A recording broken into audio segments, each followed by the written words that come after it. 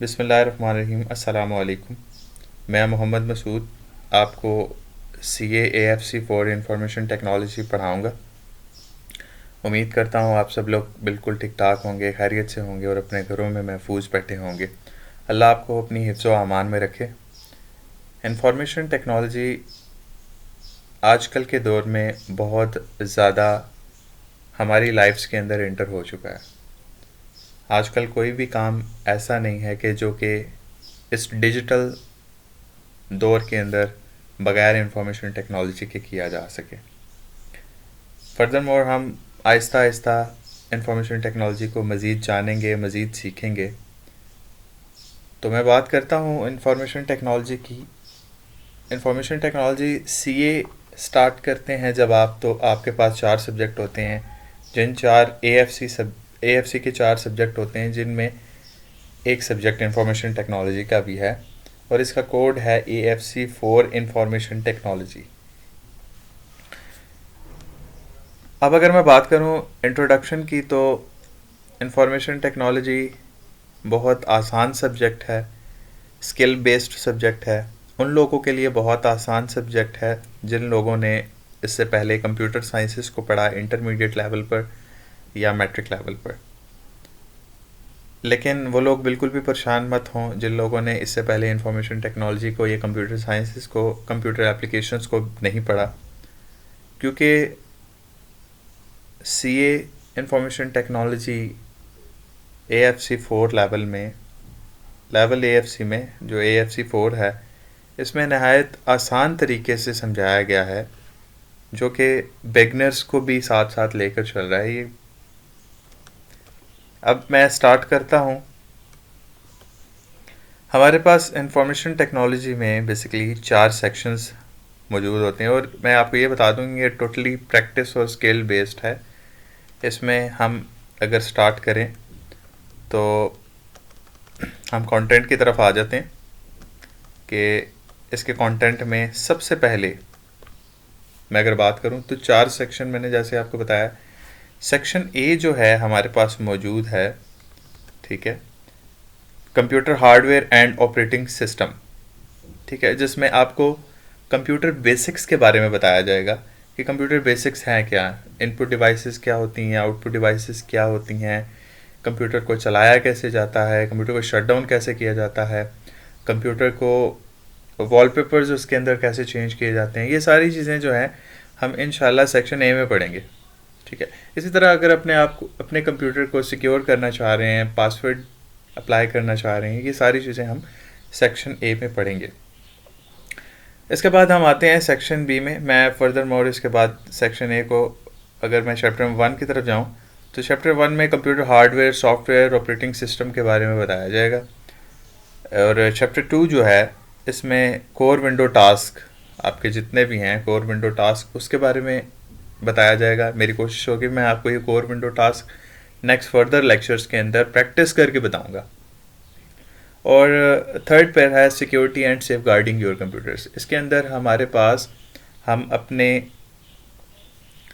Computers को कैसे secure कर सकते हैं पासवर्ड के ज़रिए वगैरह वगैरह, ठीक है, स्क्रीन सेवर कैसे अप्लाई करेंगे, ये सारी चीज़ें हम चैप्टर नंबर 3 में पढ़ेंगे। और पहले सेक्शन के अंदर 3 चैप्टर्स हैं जैसे कि आपको नज़र आ रहे हैं यहाँ पर। इसके बाद है सेक्शन B। सेक्शन B हमारे पास है माइक्रोसॉफ्ट एक्सेल। बेसिकली आप लोग पढ़ने जा रहे हैं, चार्टर्ड अकाउंटेंट बनने जा रहे हैं, तो चार्टर्ड अकाउंटेंट बनने के लिए आप इस डिजिटल दौर में आपके पास हैंड ग्रिप होनी चाहिए माइक्रोसॉफ्ट एक्सेल की, जो कि बहुत ज़रूरी है।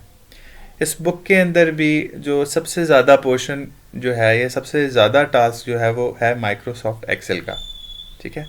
हम माइक्रोसॉफ्ट एक्सेल 2016 इस्तेमाल करेंगे।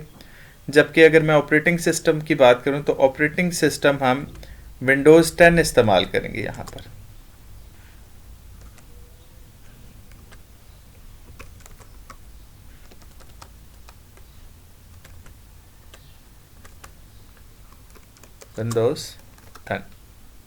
विंडोज़ 10 का कोई भी वर्जन आप यूज़ कर सकते हैं जिसको हम इस्तेमाल करेंगे।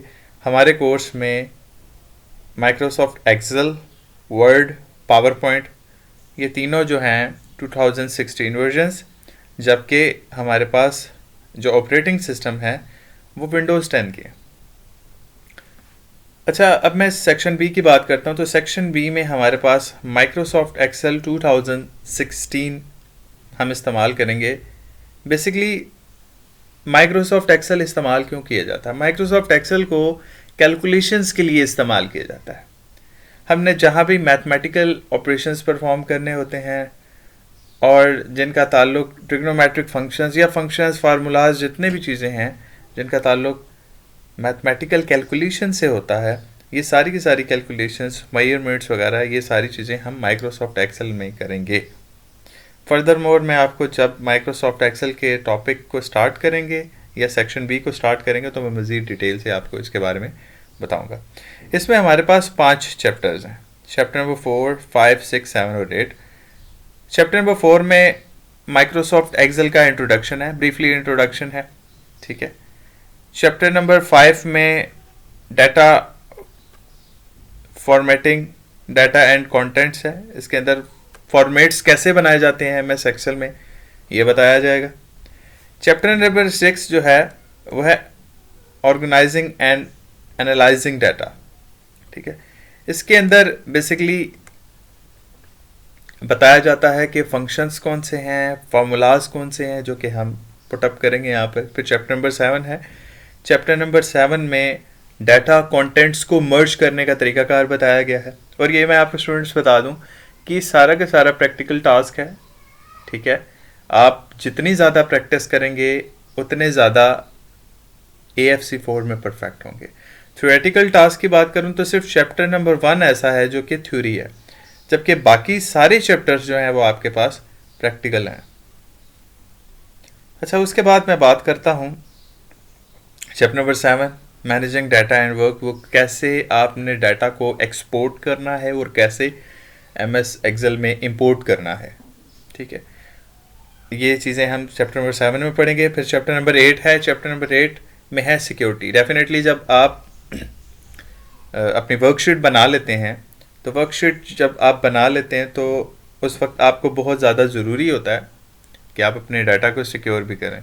इस वक्त सबसे ज़्यादा काम जो है डाटा सिक्योरिटी पर हो रहा है। तो चैप्टर नंबर 8 जो है वो है सिक्योरिटी एंड शेयरिंग, जिसमें हम डाटा को सिक्योर कैसे करते हैं ये पढ़ेंगे और डाटा को शेयर कैसे किया जाता है ये हम चैप्टर नंबर 8 में पढ़ेंगे। इसके बाद हम आ जाते हैं section C, Microsoft Word section C पे आ जाते हैं। और वर्ड भी जो है वो आपने 2016 ही इस्तेमाल करना है और पावर पॉइंट भी आपने 2016 वर्जन ही इस्तेमाल करना है, ठीक है। इसमें भी इसी तरह जैसे सेक्शन बी में इंट्रोडक्शन है, सेक्शन सी माइक्रोसॉफ्ट वर्ड में भी माइक्रोसॉफ्ट वर्ड को डॉक्यूमेंटेशन के लिए इस्तेमाल किया जाता है, ठीक है।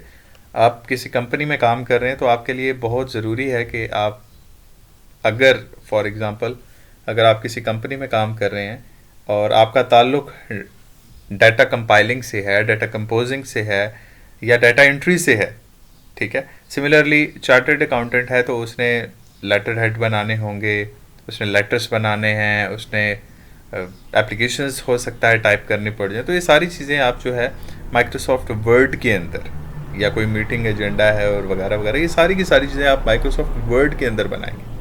माइक्रोसॉफ्ट वर्ड 2016 वर्जन आपने इस्तेमाल करना है। इसमें 3 चैप्टर्स हैं। माइक्रोसॉफ्ट वर्ड में सिमिलरली जैसे हमारे पास इससे पिछले सेक्शन में इंट्रोडक्शन था, सेक्शन सी में भी इसी तरह इंट्रोडक्शन है। इसके अंदर हमारे पास इंट्रोडक्शन पहले चैप्टर के अंदर कि कैसे माइक्रोसॉफ्ट वर्ड को ओपन करना है, क्लोज कैसे करना है, आपने किसी भी डॉक्यूमेंट को ओपन कैसे करना है, ये सारी की सारी चीज़ें आप इंट्रोडक्शन में पढ़ेंगे। उसके बाद है फॉर्मेटिंग। डेफिनेटली जब आप वर्ड पर कोई भी कंटेंट बना रहे हैं, जैसे कि आपको ये नज़र आ रहा है कि ये टेबल्स बने और टेबल्स के अंदर जो है मैंने भी ये जो आउटलाइन है ये बेसिकली MS वर्ड पे ही बनाई हुई है। तो इसको कैसे आपने बनाना है ये सारी चीज़ें आप इमर्ज करेंगे। अच्छा, तो इसके बाद हमारे पास चैप्टर नंबर 10 है formatting illustration and tables. Formatting करने के बाद आप इस चैप्टर के अंदर, चैप्टर नंबर 10 के अंदर फॉर्मेटिंग कर सकते हैं, आप इसके अंदर टेबल्स बना सकते हैं वगैरह वगैरह। फिर चैप्टर नंबर 11 है। चैप्टर नंबर 11 के अंदर table of contents and other references. इसके अंदर बेसिकली आप टेबल ऑफ कंटेंट, जैसे कि कोई भी बुक है, बुकलेट है, जो आप माइक्रोसॉफ्ट वर्ड पे एक ऐसा डॉक्यूमेंट बना रहे हैं जो बहुत ज़्यादा पेजेस पर मुश्तमिल है, तो उसमें आपको बहुत ज़्यादा ज़रूरी होगा कि आप रेफरेंसेस दें या टेबल ऑफ कंटेंट बनाएं, जिससे बहुत ज़्यादा क्विकली आप इजीली जो है वो एक जगह से दूसरी जगह जा सकते हैं। या फिर मैं ये आपको ये कहूँ कि किसी भी पेज को डायरेक्टली आपने एक्सेस करना है तो टेबल ऑफ कंटेंट का होना बहुत ज़रूरी है, बिकॉज टेबल ऑफ कंटेंट में ही आपके पास पेज नंबर मेंशन होते हैं। जैसा कि आपके पास बुक में कंटेंट जो है वहाँ पर आपको नज़र आएगा कि हर एक कंटेंट के आगे ये आपके पास जो टास्क हैं इनके आगे पेज नंबर लिखा होगा, और उस पेज नंबर के ज़रिए आप डायरेक्टली उस पेज नंबर पर जा सकते हैं। सेक्शन डी है हमारे पास Microsoft PowerPoint. Microsoft PowerPoint को इस्तेमाल किया जाता है प्रेजेंटेशंस के लिए। माइक्रोसॉफ्ट पावर पॉइंट को प्रेजेंटेशंस के लिए इस्तेमाल किया जाता है। इसमें भी सिमिलरली हमारे पास चैप्टर नंबर 12 जो है वो है माइक्रोसॉफ्ट पावर पॉइंट का इंट्रोडक्शन। इंट्रोडक्शन में हमारे पास जैसे MS एक्सेल का इंट्रोडक्शन था, MS वर्ड का इंट्रोडक्शन था, सिमिलरली MS पावर पॉइंट का भी इंट्रोडक्शन है। बेसिकली यहाँ पर हम प्रेजेंटेशंस बनाते हैं जो कि काम करते हैं हम स्लाइड्स के ऊपर या फ्रेम्स के ऊपर, तो इसमें भी इसी तरह इंट्रोडक्शन है। चैप्टर नंबर 13 में आपके पास कैसे आपने अपनी प्रेजेंटेशन को बेहतर बनाना है, अपनी प्रेजेंटेशन को डिज़ाइन कैसे करना है, ये चैप्टर नंबर 13 में पढ़ेंगे। और चैप्टर नंबर 14 में हमारे पास जो टेक्स्ट इफेक्ट्स होते हैं, ट्रांजिशंस होती हैं, एनिमेशंस होते हैं, ये कैसे अप्लाई करना है चैप्टर नंबर 14 में पढ़ेंगे। तो ये स्टूडेंट्स आपके पास सेक्शन A, B, C और सेक्शन D जो आपके पास 4 सेक्शंस हैं, ये 4 सेक्शंस पर मुश्तमिल जो है आपके पास मैंने आपको जो आउटकम है वो बता दिया। और यहाँ पर आपको जो नई बुक को इस्तेमाल कर रहे हैं डेफिनेटली थोड़ी सी चेंजेस हुई हैं। पुरानी बुक के अंदर विंडोज़ 7 और 2010 वर्जन इस्तेमाल हो रहा था माइक्रोसॉफ्ट का एक्सेल, वर्ड और पावर पॉइंट के लिए, जबकि नई बुक में हमारे पास विंडोज़ 10 और माइक्रोसॉफ्ट ऑफिस जो है वो 2016 इस्तेमाल हो रहा है। तो यहाँ पर हमारे पास चैप्टर नंबर 15 भी है उन बच्चों के लिए जिन्होंने नई बुक इस्तेमाल करें, और मैं सबको यही कहूँगा कि आप नई बुक को इस्तेमाल करें, पुरानी बुक को इस्तेमाल मत करें, ठीक है। चैप्टर नंबर 15 इसके अंदर एक्स्ट्रा इंक्लूड है जो कि है कीबोर्ड शॉर्टकट की। कीबोर्ड शॉर्टकट कीज़ जो हैं वो बेसिकली आप माइक्रोसॉफ्ट एक्सेल, वर्ड और पावर पॉइंट को जो इस्तेमाल कर रहे हैं उसकी शॉर्टकट कीज़ हैं। एक बात याद रखिएगा स्टूडेंट्स के ICAP ने ये कहा है कि ये जो कीबोर्ड शॉर्टकट कीज़ हैं ये ज़रूरी नहीं है कि आपके पेपर में आए, मतलब कि आपके पेपर्स में नहीं आएंगे। चैप्टर नंबर 15 आपके पेपर्स में नहीं आएगा।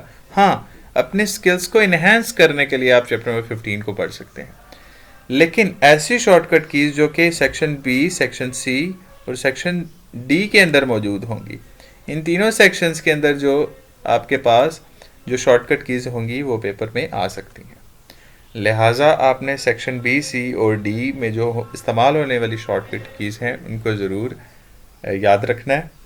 चैप्टर नंबर 15 अगर कोई शख्स ऐसा है जो कि अपनी स्किल्स को इन्हेंस करना चाहता है तो वो चैप्टर नंबर 15 को भी तैयार कर सकता है। इसके अंदर MS वर्ड, एक्सेल और पावर पॉइंट तीनों की शॉर्टकट की।